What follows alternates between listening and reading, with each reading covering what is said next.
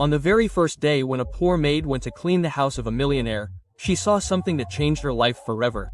That huge drawing room was decorated with shelves full of books. She could not control her curiosity and asked the owner, "Have you read all these books?" The owner smiled and said, mostly after hearing this answer she realized that knowledge can really change a person's fate. That evening when she returned home, she switched off the TV and made a study plan for her children. She said, every week 2 books have to be finished and then in the holidays they have to write a report on them. Then she said if you spend this time in improving the skills given by God, it will not take much time. People will see you on TV too. These words were deeply imprinted on the heart of her son Carson. From that day onwards Carson started studying till late night every day. But despite hard work he remained the weakest student in the class. In the exam when the teacher asked how many questions did he get right, he softly said none. The class echoed with applause. Carson kept his head bowed in shame. After school he would often run away from his friends to escape their laughter and taunts. But the jokes did not stop. Eventually he got into a fight in anger. The matter reached the principal's office. When asked the reason, Carson said it was just an accident but no one believed him. The principal gave his report card to his mother. It was full of D and F grades. He warned that if this continued,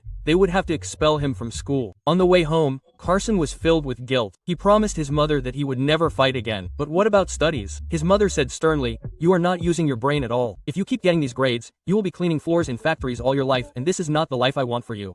Quote, these words shook Carson to his core. He promised his mother that he will change his mind, but despite his hard work, his marks did not improve. Then one day his mother noticed his strange habit of studying. Then she found out the truth. Carson had sharp nearsightedness. Without wasting any time, his mother broke her savings and bought him glasses for the first time. For the first time, the letters written on the blackboard were clearly visible. Now his eyes were fixed on the books. Slowly, his marks started increasing. The day he passed the exam for the first time, his mother's happiness was beyond words. From that moment, Carson fell in love with studies. He used to study in the library till late at night, study in the dim light of the room. He would even read books in the bathroom. As time passed, his thirst for knowledge increased. He was curious to know everything.